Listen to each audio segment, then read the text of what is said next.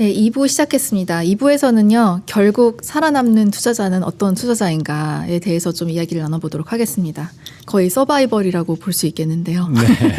대표님 항상 이 얘기를 하신 걸 보면은 맞고 틀린 것보다 틀렸을 때 어떻게 대응할지가 중요하다 이런 말씀 해주셨는데 그거에 대한 생각이 어떤 것인지 궁금하거든요. 많은 분들은 내가 맞을 거야 또는 저 전문가 얘기하는 게 맞을 거야 라고 얘기라고 투자를 하잖아요. 그건 좋죠. 수익 나면 땡큐예요.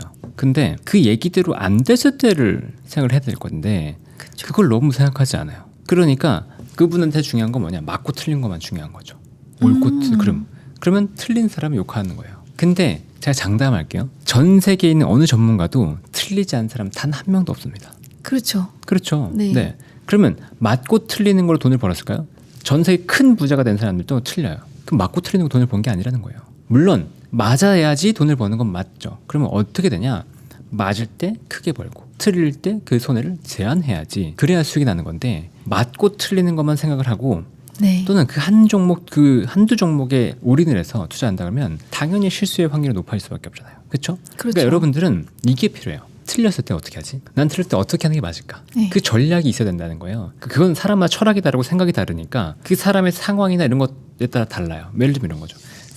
대상승장이 끝나지 않았어요. 근데 지금 잠깐 틀렸어요. 그럼 고민해보는 거죠. 난 철학이 뭐지? 나는 대상승장에서의 장기 투자가 나의 철학이야. 예를 들어서. 네. 그러면 지금 이 빠진 게 틀린 거야? 아닌 것 같은데 내가 볼 때 이 상승장이 끝나지 않았고 내가 지금 이걸 틀렸다고 볼 근거는 없어. 그러면 그래? 못 먹어도 고. 이게 틀렸을 때 전략인 거죠. 네. 이해되시죠? 근데 그런 생각도 없고 어떻게 하는지도 모르고 저 사람 때문에 샀어. 근데 저 사람 때문에 샀는데 빠졌어. 욕하고 울면 안 된다는 거죠.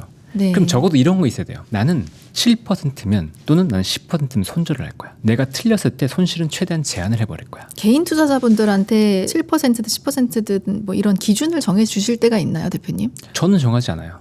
그건 많은 분들의 선택에 따라 다른 겁니다. 아, 그냥 제가 선택하면 되는 그렇죠. 거군요. 3%를 만약에 한다고 쳐요. 그러면 난 손실 보는 게 너무 싫은 거잖아. 그렇죠. 3%를 손절로 라인을 잡으면 기회를 놓치죠.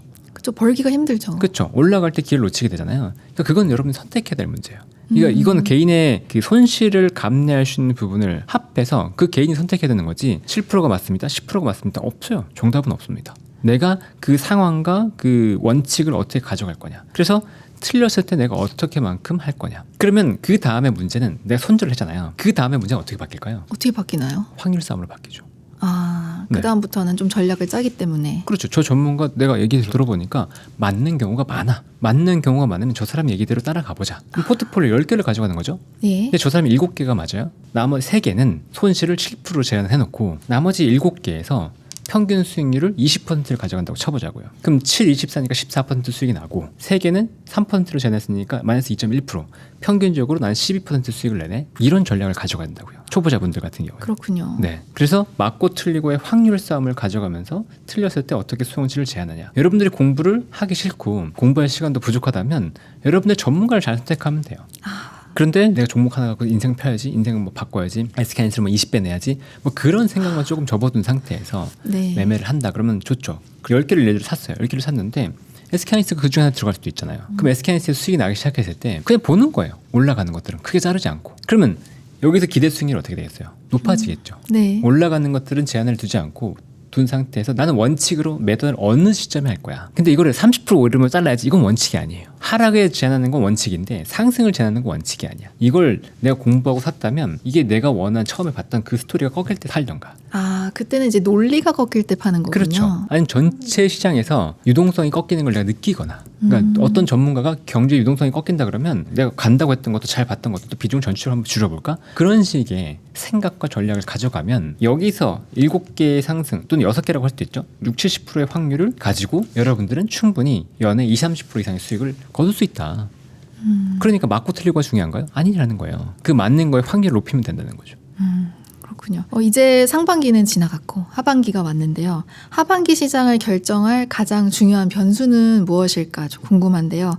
뭐 그게 미국 증시일지 환율일지 뭐 금리일지 외국인 수급일지 뭐 등등. 가장 중요한 건 이제 인플레이션입니다. 인플레이션. 네. 3월부터 4, 5, 6 거의 한 4개월 동안 고유가의 충격이 있었거든요. 그럼 이게 실물 경기에 얼마만큼의 충격이 있었는지 아직은 가늠하기 어려워요. 아직 가늠하기 어렵다고 보시는 건가요? 그렇죠. 후행하거든요.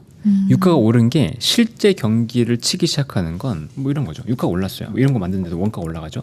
그럼 이게 유가가 올라서 이 원가가 올라가 소비자 물가까지 전달되는데 시간이 걸린다는 거예요. 기름 넣고 이럴 때는 체감이 확 되긴 하는데 그 네. 외에 이런 물건들에 대해서는 아직까지는 좀 반영이 덜 된 느낌이네요. 그렇죠. 네. 그러면 둘 중에 하나일 거예요. 이게 전달돼서 내 소비자 물가로 넘어오든지 아니면 기업들이 감내하든지. 그렇죠. 둘 중에 뭐가 별로 좋진 않아요. 왜? 하나는 기업의 실적이 감소하는 거고요. 다른 하나는 소비자의 지갑이 얇아지는 거거든요. 그렇죠. 근데 미국에서 지금 지표가 안 좋은 것들이 코스트코, 펩시코의 실적이 안 좋았거든요. 코스트코는 동일 점포 매장 성장률이 둔화됐어요. 펩시코는 북미 매출이 별로 좋지 않은 흐름을 보였거든요. 네. 이게 둘 다 뭘 의미하냐? 미국 소비자들의 지갑이 유가 상승으로 인해서 뭔가 얇아진 게 확실히 보인다. 그리고 미국 소비자들은 지금 저축 잔고가 많이 줄었어요. 저축이 거의 없거든요. 그러니까 코로나 때 많이 풀렸던 그 돈을 다 썼어요, 이제. 돈이 없어요. 추가 여력이 없는데 K자 양극화는 더 심화되고 있죠. 빈익빈 부익부가 너무 심하고. 네. 미국 변호사니까 잘 아실 거잖아요. 작년에 미국 갔다 깜짝 놀랐어요. 햄버거 하나 먹는데 새 가족이 먹는데 10만 원 그냥 나와요. 이게 어쩌다 이렇게 되는지 모르겠어요. 네. 예, 전쟁 때문이기도 하지만 어떻게 이런 일이 일어나고 있는지. 네. 그러니까 그게 결국은 돈이 많이 풀렸기 때문이거든요. 유동성이 많이 풀렸기 때문에 그게 자산 가격도 치고 인플레이션도 친 거죠. 여기까지 올라온 건 뭐 오케이. 그럼 여기서 제어가 돼야 되는데 이 유가 상승으로 해서 이게 제어가 안 되고 다시 한번 튀면 지금도 받아들이기 어려운데 막 허덕허덕거리고 있는 거예요. 여기까지 차 있는데 여기서 한 번 더 치냐 안 치냐의 싸움이 된 상태에서 지금 전쟁이라는 게 다시 한번 불거진 거죠. 유가가 내려갔어야 되는데 내리지 못하고 이게 뭐 다시 한 달 이렇게 이어진다고 하면 네. 시장의 충격이 있을 수 있다. 그래서 인플레이션이라고 하는 얘기를 가지고 왔고 그 인플레이션이 시장의 유동성을 좌우하는 굉장히 중요한 키가 될 거다라고 얘기를 드리고요. 그다음에 지금 비트코인을 굉장히 잘 봐야 돼요. 네. 네. 비트코인의 가격이 시장을 선행합니다. 비트코인이 5월에 먼저 빠졌다. 7만 불대에서 이게 6만 불대를 깨고 미리 빠졌다라고 그렇죠. 얘기를 하면서 유동성 이탈의 조짐이 보인다라고 얘기를 들었거든요. 비웃음을 많이 샀어요. 그래요? 네. 저희들은 비웃지 않았습니다, 대표님. 네. 네, 느끼고 근데 있었습니다. 실제 그 유동성이 빠지는 게 한 네. 달 뒤에 주식시장을 치더라고요. 그게 작년 11월에도 그랬거든요. 작년 10월에 먼저 비트코인이 빠지고 11월에 주식시장을 쳤어요. 이번에도 동일한 현상이 나타나면서 역시나 유동성 이탈의 조짐을 비트코인이 먼저 반영한다라고 생각을 하고 있고 네. 지금 비트코인의 라인을 저는 62,000달러를 굉장히 중요한 라인으로 잡고 있어요. 62,000달러요. 네. 그래서 62,000달러를 하회하고 거기서 밀려버리면 유동성이 없고 시장에 힘이 없다라는 걸 우리가 느껴야 된다라고 얘기를 하고 있고 그와 동시에 볼 수 있는 지표는 지금은 유가다. 미국과 이란의 공방이 다시 한번 불거졌을 때 지난주에 76달러가 고점이었어요. 네. 76달러를 다시 치고 여기서 올라가 버리면 시장은 한 번 더 패닉에 빠질 수 있다. 지금 우리나라 시장 패닉 빠진 거 말고 미국 시장이 흔들리면 전체 글로벌 시장이 또 한 번 그렇죠. 흔들릴 수 있겠죠. 비트코인을 봐라라는 말은 또 처음 듣는 이야기이긴 처음 하거든요. 들었어요? 네. 사실 58,000까지 내려갔다가 지금 다시 올라온 상황이잖아요. 그래서 그렇죠. 오늘 기준으로 제가 아침에 봤을 때는 63,000달러 정도였었는데요. 그러면 이제 62,000으로 다시 내려가는 순간 조금 더 우리가 유동성에 대해 다시 한번 생각해 봐야 될 문제다. 그렇죠. 지금 굉장히 좋은 구간이었어요. 원래라면 그렇죠. 비트코인도 반등 나오고 유동성도 풀리면서 나쁘지 괜찮은 않았죠. 구간이었는데 네. 정말 저는 전쟁이라는 게 너무너무 아쉬웠다. 이게 사실은 전쟁이 끝난 해 만에 처음에 이제 MOU 맺기 전에는 지지부진하게 이어지다 보니까 사람들이 전쟁에 상관없이 유가도 내리고 막 이런 상황들이 벌어졌었거든요. 그래서 MOU 맺고 잘 됐나 보다 끝나나 보다 했는데 다시 돌아오니까 네. 이제는 시장이 버티질 못하는 것 맞아요. 같아요. 네. 네. 이게 정말 목에 차에서 나 힘들어서 너무 죽을 것 같으라고 하는데 여기에 누군가 하나 야 괜찮아 이렇게 툭 때렸는데 그냥 확 열받는 거 그렇죠. 폭발하는 거 뭐 그런 것처럼 네, 임계치에 달한 상태에서 지금 한 대 맞은 거죠. 맞습니다. 근데 이게 우리나라는 차라리 괜찮은데 만약에 동남아 쪽에 문제가 생기면 외환 관련된 충격이 있을 수도 있거든요. 네, 예전에 97년에 우리가 봤던 것처럼 네. 그 가능성을 전 전혀 없다라고 보진 않아요. 그러니까 그게 될 거다는 아닌데 지금 달러로의 머니 무브도 이상하고 그다음에 인도네시아 자금 상황도 분명히 이상하고 그다음에 뭐 태국이나 그다음에 말레이시아 링깃 뭐 이런 쪽도 환율이 별로 좋지 않아요. 진짜 분명히 이상한 점들이 느껴지고 있거든요. 그러니까 네. 동남아 쪽 잘 봐야 된다고 생각을 하고 그래서 지금 뉴스를 볼 때 우리가 3대 신용평가사가 나온지 안 나온지를 봐야 돼요. 3대 신용평가사. 무디스, 피치, 그다음에 S&P 네. 이 3대 신용평가사가 신용 등급을 내릴 때가 위험합니다. 네. 그런 뉴스가 나온지 안 나온지를 이제 봐야 돼요. 신용평가사의 뉴스도 좀 지켜봐야 되겠네요. 네. 만약에 올해 하반기 시장이 완전히 다르게 움직인다라고 한다면은 그 원인이 어디에 있을까요? 그게 뭐 확 지금 갑자기 상승세를 탄다던가 아니면 예상치도 못하게 확 하락장으로 간다던가. 현재는 사실 내려 있긴 하지만 그래도 기다려봐야 되는 구간인 건 맞잖아요. 근데 여기서 이제 어느 방향일지가 잡히는 건데 어떻게 좀 저희가 그 원인을 찾아봐야 될 건지. 인플레이션이 완전 잡히면 우리가 여기서 돌아간다고 봐야죠. 인플레이션이 만약에 정말로 그냥 2%대까지 쭉 밀린다. 네. 그러면 우리가 환호할 수 있습니다. 근데 그런 일은 일어나기 쉽지 않지 않나요, 어렵죠. 대표님? 네, 어렵죠. 그게 문제죠.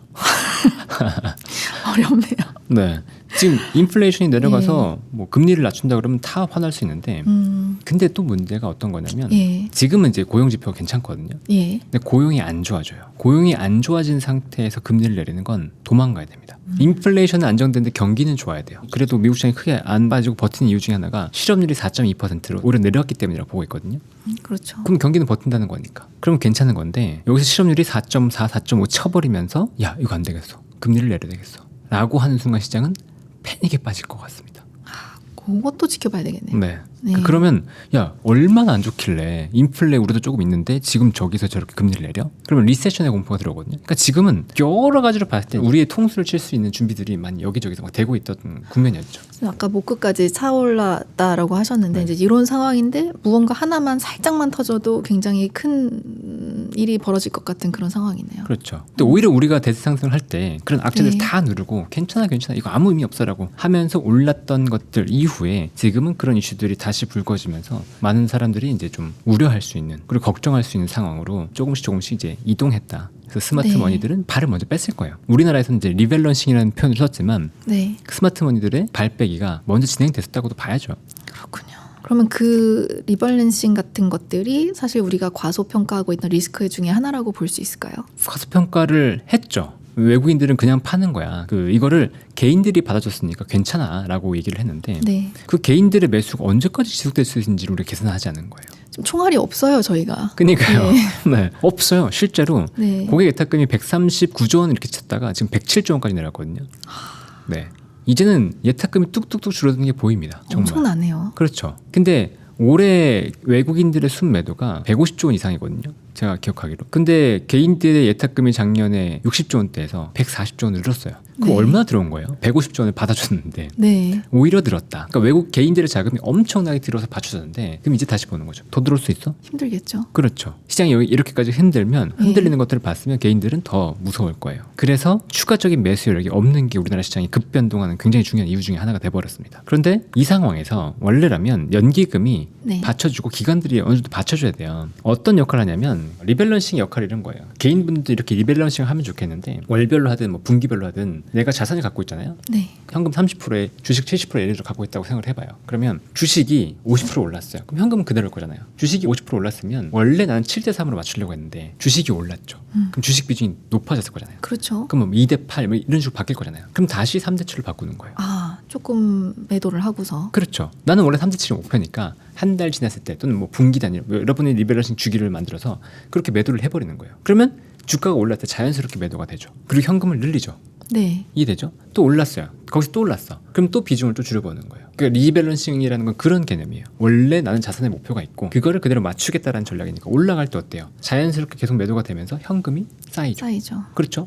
그럼 하락장에서는 어떻게 되죠? 주식이 빠질 안전하죠. 때 네, 다시 현금으로 그 주식을 채우는 전략이 있습니다. 그래서 자연스럽게 돈을 벌 수 있게끔 만들어가는 게 리밸런싱 전략인 네. 거예요. 그러면 개인들도 이렇게 하면 좋다라는 게 첫 번째고 두 번째 연기금이 이걸 안 했어요. 연기금이 원래 리밸런싱을 했어야 되잖아요. 원래 이제 14.4%가 국내 시장 비중이고 여기에 잔략 자산 배분이 4%, 그다음 전술적 배분이 2%, 20.4%가 가능해요. 근데 주식이 해서 올랐어요. 네. 거의 30%까지 올랐거든요. 리밸런싱을 1도 안 한 거예요. 그럼 왜 안 했던 거죠? 그때. 이거는 대답하실 수 있는 문제는 아니실 수 있지만 추론을 한번 해주실 수 있을까요? 정치적 이슈가 너무 컸죠. 지방선거가 정치적인 있었잖아요. 이슈. 지방선거가 있었네요. 네. 까마득히 또 잊고 있었네요. 지방선거 전에 주가가 내려가면 어떻게 돼요? 그래서 안 했구나. 네, 저는 그게 크다고 봐요. 그렇게 생각할 수 있겠네요. 네. 그래서 안 했다라고. 저는 그게 크다고 보는데 네. 그래서 지방선거 이후에 리밸런싱 일정이 나왔고 7월부터 예. 비중을 줄이겠다라고 얘기를 했죠. 그래서 그때 리밸런싱 할 때 28.8%까지 높였다고 얘기가 나잖아요. 확정적인 네. 비율은 아니지만 최대 20.4%에서 28% 이상까지 높였는데 그때 29%였단 말이에요. 그러니까 점점 이제 줄이겠다라고 얘기가 나왔는데 기본 비율은 28%가 아니고 20%예요. 20%. 14%에서 20%까지 내려갔고 전술적 전략적으로 추가적으로 여력이 있는 건데 그러면 어떨 것 같아요? 전술적 전략적이라는 건 추가적으로 늘릴 수 있는 게 아니고 올랐을 때 여력을 갖는 거예요. 네. 그러면 이제 오르면 팔아야 되는 거고요.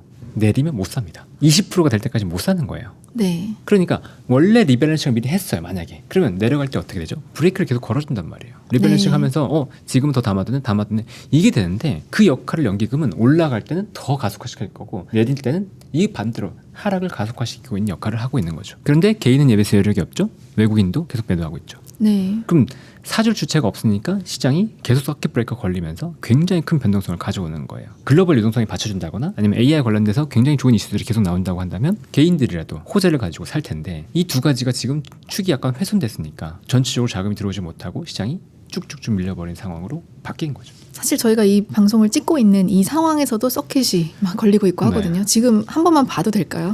예. 오늘 시장이 진짜 놀란 게 그래도 좀 반등 나왔네요. 7.75%. 서킷 그거 걸리고 갖고 안 돼요. 아니 근데 왜 놀랐냐면 서킷 예. 걸리고 더 밀리는 걸 처음 봤어요. 그쵸. 원래는 서킷 걸리면 약간의 반등이 있지 않습니까? 맞아요. 바로 예. 반등이 나왔는데 오늘 서킷 걸리고도 반등이 안 나와요. 그만큼 시장의 수급이나 센티먼트가 진짜 안 좋다는 거거든요. 그래서 좀 더 걱정이 되더라고요. 그럼에도 불구하고 네. 저는 뭐 반도체는 조금 더 사는 게 낫지 않나. 없다면 없다면. 좀 이제 사봐도 괜찮지 않나라는 생각을 하는데 뭐 그런 것들은 여러분의 판단이니까. 근데 길게 보는 건 아니에요. 저는 여러분한테 뭐 지금으로 사는 건 괜찮지 않나라고 하지만 저는 금방 팔 겁니다. 사도. 아까 얘기하셨듯이 뭐 10% 네. 정도에서. 그렇죠. 5% 10% 정도면 그냥 쉽게 팔 거예요.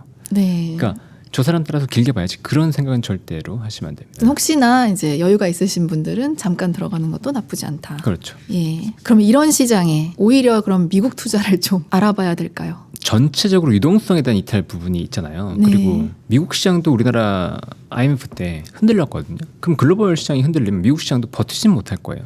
그렇죠. 뭐 덜 빠지는 거죠. 그럼 지금 같이 유동성에 대한 걱정이 있을 때 굳이 미국 시장을 하셔야 되겠어요? 약간 이런 느낌. 굳이. 네, 미국도 사상 최고 찍고 이렇게 올라왔는데 S&P 지금 거의 사상 최고 다시 왔거든요. 네. 이 상태에서 굳이 미국 시장을 하셔야 되겠어요? 라고 묻고 싶어요. 물론 국내 시장과 미국 시장은 다릅니다. 네. 미국 시장은 물려도 저는 지수에 물렸다 그러면 99% 이상 이 자리를 금방 회복할 거라고. 금방까지는 모르겠다. 최소한 1, 2년 안에 회복할 거라고 얘기를 네. 할 수 있거든요. 근데 국내 시장은 달라요. 국내 시장 지수에 9,000원에 밀렸으면 전 이걸 금방 회복할 수 있다는 자신이 없어요. 지금은 사실 그러면은 뭐 미국도 아니고 그 어디도 아니고 기다려봐야 되는 그런 시점이라고 보시는 거죠. 현금도 투자해요. 현금도 투자다. 그럼요. 현금도 굉장히 중요한 자산이고 투자입니다.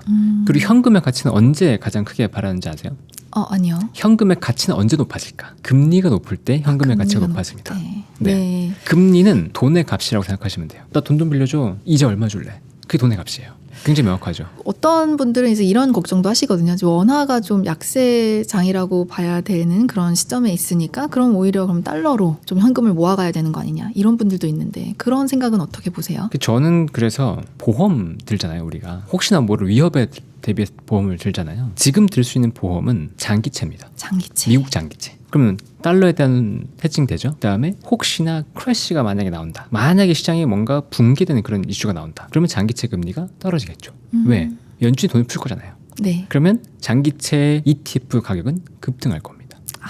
이해되세요? 네, 이해가 네. 되네요. 만약에 크래시가 발생한 상황이면 달러의 가치는 어떻게 될까요? 더 올라가겠죠. 네, 더 올라가죠. 그렇죠. 근데 달러 ETF는 올랐죠. 전체 자산 시장은 어떨까요? 전체는 어렵겠죠. 연준이 금리를 내릴 정도면 그렇죠. 이미 박살이 났겠죠. 네. 그러면 나는 이 보험을 들어놓은 ETF, 채권 ETF를 가지고 싸진 자산을 살 수 있잖아요. 이걸 만약에 원화로 바꿔 산다고 하면 원화에서 얼마나 싸게 사겠어요. 그래서 보험이라고 얘기드려요. 혹시나 손해볼 수도 있고 네. 그다음에 길게 크게 수익이 나지 않고 하더라도 나는 그냥 뭐 4% 5% 이자 받으면서 있다가 괜찮아 이렇게 생각하시면 보험으로 자산에 뭐 20% 10% 30% 이렇게 갖고 있어도 된다. 저 같은 경우에 30% 정도 지금 두고 있어요. 그냥. 미국 아무 생각 없이. 장기채예요. 네네. 네. 전 물려있거든요. 근데 물려있는 거 별로 신경 안 써요. 어차피 이건 내 장기 보험성을 갖고 있고 시장이 밑에 있을 때 장기채 사는 거는 그건 바보짓이죠. 금리가 낮을 때 이거 사는 건 바보짓인데 지금은 금리가 높아져 있는 상태고 시장이 네. 고점에 달아다르면서 부담이 있는 상태였기 때문에 그래서 전 장기채를 그냥 보험용으로 산 거예요. 좀 뭔가 해결이 되는 것 같은 그런 그런가요? 생각이 듭니다. 사실 요즘에 뭐 이러니 저러니 해도 반도체 위주의 쏠림이 있는 건 사실이고, 근데 그게 건강한 상승장으로 봐야 되는지 아니면 아니라고 봐야 되는지조차 좀 헷갈리는 그런 시기긴 한데요. 반도체 다음 주도주는 어디로 보시는지 궁금합니다. 일단은 건강하냐 안 건강하냐를 먼저 생각을 해보면 뭐가 됐든 간에 잘 나가는 게 있으면 좋습니다. 그렇죠. 네. 그러니까 예. 물론 집안에 형제들이 다 잘 되면 좋지만 큰형만 잘 돼도 집안이 살아나잖아요. 그냥 우리 뭐 콩고물이라도 얻으면서 사는 그럼요. 건데. 네. 예. 현대가 보세요. 그럼요. 정종 회장님 잘 되니까 형제들이 다 기업 차렸잖아요. 막 그런 거예요. 그러니까 누가 잘 되면 좋습니다. 이건 환영할 일이에요. 쏠림이니까 좋다. 안 좋다가 아니고 우리는 반대로 쏠림이 있을 때 왜 쏠렸는지 그리고 네. 그 쏠림이 이유가 뭔지 찾았다면 네. 그 거기서 내 투자 수익이든지 따라가야죠. 이거는 건강한 장이 아니야. 저것만 올라가니까 문제야. 그게 아니고 아, 그걸 누리면 그만이잖아요. 그렇죠. 누가 말린 것도 없잖아요.네. 그렇죠? 말리지 네. 않았어요. 그러니까 시장 판단하고 여러분들이 예. 그 기회를 누리고 한국 시장에 진짜 네. 엄청난 기회가 왔었던 거잖아요. 그런 기회를 누리면 되는 거지 그런 쏠림이 건강하지 않다 뭐 그렇게 판단할 필요는 없다. 그리고 다른 섹터들이 안 올랐냐 그러면 올랐죠. 올랐잖아요. 코스피 지수가 반도체를 빼더라도 2,400에서 4,000까지 올랐으면 많이 오른 거예요 사실은. 많이 올랐죠. 네. 네. 코스닥도 뭐 700에서 1200까지 갔으니까 많이 오른 겁니다. 그러니까 그 상황 속에서 수익을 충분히 많이 내셨을 거란 말이에요. 기업들별로는 뭐 5배, 10배 그냥 났을 거고 막. 이게 무조건적인 쏠림이었냐? 그렇지도 않았다. 유동성이 전체로 풀리면서 예. 다 좋았는데 반도체가 특히 더 좋았던 것뿐이고 우리가 쏠림이라고 하는 건 막판 7천 이후에 막판에 그 얼마 안 되는 구간이에요. 생각보다. 네. 그 전에는 반도체가 실려도 있었어요. 아, 전자리스트가 네. 심해서 다른 것들이 더 많이 가고 전자리스트 언제 가요? 막 이렇게 물어볼 때도 있었단 말이에요. 그렇죠. 네. 그리고 넥스트 주도주를 보긴 봐야 되는데 후보군들이 있어요. 당연히. 네, 생각하는 것도 있긴 네. 합니다. 주저하는 게 뭐냐면 지금 사면 안 된다는 거예요. 유동성이 빠지고 있는 구간에서 네. 유동성이 빠지면 특히나 어떤 부분이 영향을 많이 받냐면 미래 가치를 많이 받았던 것들이 영향을 많이 받아요. 그렇죠. 네. 예. 미래 가치만 있고 실적이 없었으면 충격을 많이 받는데 제가 생각한 넥스 주주는 당연히 미래 가치일 거잖아요. 앞으로 어떻게 될 것이다. 그렇죠. 네, 그러니까 지금 보시라는 게 아니고 이 유동성이 다시 살아날 때, 돌아올 것 같을 때, 그럴 때 보시면 되는 기업들이에요. 대표적으로 피지컬 AI는 좋을 겁니다. 아, 피지컬 AI 저 요번에 샀다가 다시 나왔거든요. 네, 너무 빨리 들어갔군요, 제가. 그렇죠. 예. 로봇을 비롯해서 이 현실 세계에서 구현되는 로봇의 솔루션 같은 걸 만드는 회사들은 굉장히 좋을 겁니다. 그렇죠. 이게 없을 수 없거든요. 그렇죠. 네. 요즘에 포모 때문에 추경 매수를 하는 분들도 있으실 것 같고 물타기 또 하시는 분들도 있고 손절 못 하고 계신 분들도 있을 것 같고 레버리지 투자하시는 분들도 있는 것 같은데 이 중에서 가장 경계해야 될 행동이 있다면 뭐 다 경계를 해야겠지만서도 가장 좀 걱정하시는 부분이 있을까요? 가장 경계해야 될 행동은 따로 없어요. 아, 중요한 건 뭐냐면 예. 저 행동들이 모두 어디서 나오냐? 원칙이 없기 때문에 나와요. 원칙이 없는 게 가장 경계해야 될 행동이다. 그렇죠. 예. 네. 만약에 내가 물렸어요. 물타기 하는 거 괜찮아요. 나는 언제 물타기 할 거야 라고 하는 원칙이 있다. 쳐봐요. 나는 이거 진짜 좋게 보고 투자하지만 변동성 때문에 10% 20% 충분히 밀릴 수 있을 것 같은데 그럼 난 여기서 지금 20을 넣어놓고 밀릴 때마다 추가로 20을 투자할 거야. 그럼 물타기가 나쁜 건가요? 그러면 나쁜 건 아니죠. 그렇죠. 그 원칙이 있는 물타기와 샀는데 물렸네? 더 올라가겠지. 떨어질 때 막 하락하고 있는데 계속 줍줍줍줍 이렇게 하는 사람도 네. 있잖아요. 내가 이거 장세 판단도 없이 그다음에 그렇죠. 이 종목이 진짜 꺾이는 건지 안 꺾인 건지 판단도 없이 그냥 과거의 경험 때문에 샀는데 과거는 계속 올랐으니까 그걸 믿고서 물타기 하면 당연히 거기 손실을 날 가능성이 높죠. 결국 뭐냐면 어느 하나의 행동이 문제가 아니라는 거예요. 불타기든 물타기든 난 원칙이 있고 매수와 매도에 대한 원칙, 내 철학이 있다 그러면 어떤 행동이든 괜찮을 수 있는 거고 버티는 것도 괜찮을 수 있는 행동인데 여러분이 원칙이 없는 상태에서 손실을 키울 수 있는 전략이기도 하다. 그러니까 나는 어떤 성향인지 손자병법에 나오는 거에 지피지기면 백전 불태라고 하잖아요. 그러니까 내가 나를 알아야 돼요. 그렇죠. 내가 나를 알면 나는 어떤 투자자지? 나는 어떤 성향이고 난 손실을 얼마만큼 감내할 수 있지? 근데 그건 손실 나봐야 알아요. 그러네요. 네, 손실 나보지 않으면 나는 괜찮아 버틸 수 있어라고 하다가 30%다 손실 맞으면 아이고야 나 못 버티는 사람이구나 막 이렇게 그러니까요. 나오거든요. 네. 그거를 알면 그럼 나는 어떤 투자가 맞지? 생각해 볼 수 있겠죠. 그럼 그걸 공부해보고 나한테 맞는 투자를 가지고 원칙을 정하시면 돼요. 그게 없이 다른 사람들의 말에 흔들리면 모든 행동들이 잘못된 행동이 됩니다. 원칙이라는 건 어쨌든 누굴 따라할 수는 없는 거잖아요. 그죠? 예를 들어 그렇죠. 장 대표님한테 원칙 좀 정해주세요라고 할 수 있는 건 아닌 거죠. 그러면 안 되죠. 예, 저만의 원칙을 그렇죠. 공부해서 정해야 된다라는 예를 들어 말씀이시죠. 포모 같은 투자 있잖아요. 포모 예. 투자. 그것도 맞을 때가 있어요. 대세 상승장이에요. 그리고 이제 네. 막 상승의 사이클에 초입에 들어갔어요. 그럼 포모 투자 되죠. 야 급등했어. 저거 어떻게 사가 아니고 50% 100% 급등했어도 야 이거는 맞는 거네. 그럼 포모 투자는 괜찮다는 거예요. 예를 들면 네. 반도체 초기에 아니면 전력기기 네. 초기에 급등했지만 야 이거 산업이 진짜 바뀌네. 포모를 느끼지만 사야 돼. 지금 말한 모든 것들이 어떨 때는 괜찮고 어떨 때는 안 괜찮잖아요. 네. 그러니까 행동이 문제가 아니라니까요. 원칙이 없는 게 그렇죠. 문제다. 근데 아무리 원칙을 정해놔도 사실 어느 순간 되면은 이거 내가 틀렸네. 내 원칙이 틀렸네라고 생각이 들 수도 있을 것 같거든요. 원칙은 틀리지 않아요. 아 그래요? 그럼요. 원칙은 틀리지 않습니다. 그 원칙대로 해서도 손실이 날 때가 있을 뿐인 거죠. 원칙이 틀린 게 아니라 그래도 손실이 날 때도 있는 거다. 그렇죠. 근데 그걸 예. 이해해야 되는 거죠. 내 원칙대로 했지만 지금은 손실을 봤어. 하지만 원칙을 장기적으로 지키면 난 수익이 날 거야. 그게 자존감이고 그게 수익에 나는 힘이에요. 그러니까 워렌 버핏 선생님 같은 경우에 항상 수익이 나지 않아요. 생각보다 뭐 연간으로 계속 꾸준한 복리 효과로 누렸다고 생각을 하지만 네. IT 버블 때 돈 못 벌었고요. 이번 AI 파동에서도 현금 갖고 있었기 때문에 손가락 빨았습니다. 아, 네. 다들 돈 벌 때 벌지 못했던 순간도 있었네요. 그렇죠. 2024년 말부터 현금을 늘렸어요. 음. 네, 워렌 버핏은 그렇게 늘렸어요. 하지만 그 이후에 승자는 누가 될까요? 워렌 버핏 선생님은 나는 내가 될 거라고 자신하는 거죠. 그 버블이 지나고 난 다음에 자산 가격이 싸지고 은행들이 싸졌을 때 살 수 있어.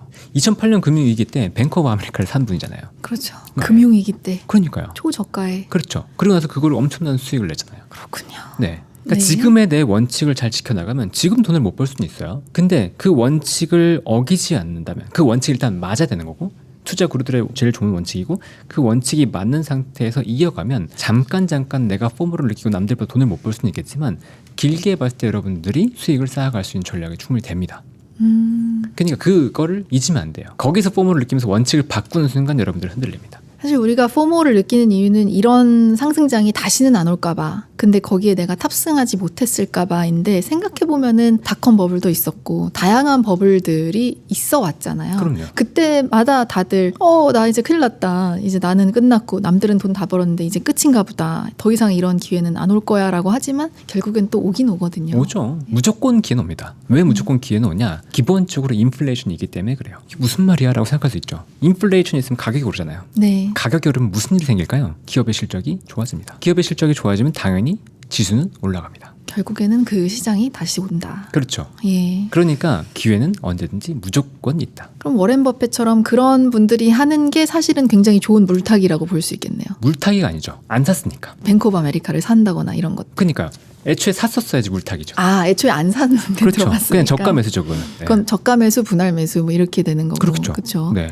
그럴 때 정말 아. 하이나처럼 기회를 확 잡아버리는 겁니다. 그래도 좋은 물타기도 있을 것 같은데. 좋은 아까 물타기는 얘기하셨지만. 원칙을 갖고서 내가 이걸 흔들릴 수 있는데 내가 어느 정도 수준까지 감내하면서 살 수 있을까 그런 것까지 정해두는 거죠. 예를 들면 제가 SK하이닉스의 지금 가격에서 190만 원 정도까지 갔어요. 그러면 저는 10% 손실 감내할 수 있을 것 같아. 170만 원대까지 감내해도 난 이게 충분히 여기서 15% 20% 수익 낼 것 같아. 사는 것보다 안 사는 거에 리스크가 더 클 것 같아.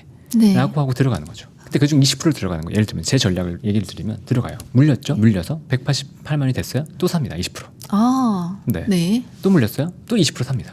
그리고 나서 반등을 주면 전 이걸 합해서 5% 10% 수익 내면 매도하는 거죠. 지금은 저는 강세장이 아니라고 보기 때문에 이런 전략으로 매매를 한다는 거예요. 사실 제가 그 전략을 300만 원대에 한 거거든요. 비슷하게 했는데 전 물려 있거든요. 네. 네. 매도 생각을 안 했기 때문에 그래요. 그러네요. 네, 그러니까 약세장이기 때문에 단타를 하는 게 아니고 물렸으니까 내가 여기서 야 이거 400만 원 그럼 수익 엄청나겠지 이런 마음으로 하면 대응이 안 되는 거죠. 알겠습니다. 내가 틀렸을 때 어떻게 해야 될지에 대한 생각이 없는 거잖아요. 네. 근데 저는 만약에 여기서 제가 생각해보다 10% 이상 밀렸다. 그거는 제가 예상하지 못했던 글로벌 충격이 더 있을 때 나오는 현상이거든요. 제가 봤을 때 지금 현상에서 보면 왜냐하면 그때 10% 이상 밀리는 건 서킷 브레이커가 걸리고 난 다음에 더 밀리는 거니까 이거는 전쟁이다 뭐든 우려를 크게 강화시키는 거란 말이에요. 그럼 이거는 오버한 거니까 내가 의도하지 않은 거니까 여기서 매도한다. 10% 손실 보더라도 나는 자른다. 하지만 그게 아니라고 한다면 여기서 버티면서 어떻게든 소익을 내겠다. 그런 생각이 갖고 들어가는 거죠. 언제 네. 자르겠다는 생각까지 갖고. 굉장히 공식화돼야겠네요. 자신의 투자 철학이. 트레이딩을 하신다면 그렇게 하는 게 좋고요. 만약 트레이딩이 아니고 난 장기 투자 관점에서 본다 그러면 장세 판단에서 어느 시점에 난 들어갈 거고 그럼 나는 그때는 오르든 말든 상관없이 버티겠다. 버티겠다. 장기 투자에서 나는 거기서 수익을 충분히 내고 나오겠다. 그러니까 그거는 장기 투자를 할 수 있는 배짱, 계획, 그다음에 시장을 볼 수 있는 눈 이런 흐름들이 필요한 거죠. 타의적으로 지금 장기 투자하고 있는 그런 거 사람들도 있는 그런 거 말고. 그런 건 아닌 거죠. 네. 어떻게든 한번 긍정적인 걸 끌어내 보려고 했지만 제 잘못이 크네요. 마지막으로 하반기에 이거는 절대 하지 마라라고 투자자분들에게 해주고 싶으신 말씀이 있다면요. 장기 투자요. 장기 투자 하지 말아라? 네. 그럼 또 무슨 말씀이시죠? 무조건적인 장기 투자를 하는 건 저는 한국 시장에서는 경계해야 한다고 생각을 해요. 한국 시장에서 굉장히 중요한 자산은 부동산입니다. 부동산 비중이 굉장히 커요. 그렇기 때문에 정부에서 가장 신경 쓰는 자산은 부동산입니다. 그러니까 부동산은 불패 시나리오를 갖고 있어요. 그러니까 부동산은 장기 투자를 해도 돼요. 미국은 자산의 상당 부분이 금융시장에 들어가 있습니다. 그리고 퇴직연금도 상당 부분 주식시장에 들어와 있어요. 네. 그러니까 뭐가 중요하죠? 거기서 노후를 위해서 중요한 건 주식이에요. 그러네요. 그리고 글로벌 시장을 주도하는 기업들은 미국에 있습니다. 그 기업들의 실적, 성과의 어떤 성격을 보면 스노볼 이펙트가 있는 기업들이에요. 플랫폼을 기반으로 해서 구독자를 가져가고 안정적으로 실적이 쌓여가는 기업들입니다. 반도체만 달라요. 우리나라 제조업 비즈니스만 달라요. 그러니까 그런 기업들을 장기 투자 관점에서 설사 밀린다고 하더라도 관점을 갖고 가시는 거 오케이. 근데 한국의 기업들을 시클리컬 산업의 유동성이 풀렸을 때 그 산업 변곡점의 고점에서 장기 투자 관점에서 괜찮겠지라고 투자하시는 건 네. 아니라는 거예요. 만약에 그 당시에 대기업이니까 무조건 괜찮겠지라고 한다면 여러분들이 크게 실수할 수 있다. 보통은 우량주에 넣으면 괜찮다라고 생각을 하잖아요. 그렇죠. 근데 네. 그 우량주에 넣으면 괜찮다가 보통 어떻게 들어가는 거냐면 우량주 포트폴리오를 리밸런싱하는 겁니다. 그래서 우량주에 넣었다가 이게 우량주 탈락한 순간 바로 바꿔야 돼요. 이해되시죠? 어쨌든 계속 바뀔 수 있는 것이 우량주이기 때문에 맞아요. 네. 예, 관찰은 계속 해야 된다. 그렇죠. 그리고 우리나라 같은 경우에는 시클리컬, 기본적으로 산업의 변동이 있기 때문에 무조건적인 장기 투자가 아니고 사이클의 밑에서 투자하는 연습을 해야 돼요. 근데 모두가 좋다고 할 때 부안노동에서 거기서 투자하면 길게 봤을 때 수익을 만회하는 것들이 굉장히 오래 걸 수 있죠. 대표적으로 삼성중공업 예를 들어볼까요? 2010년에 꼭지를 잡았어요. 그거를 이제서야 복구를 할까 말까입니다. 16년 됐어요.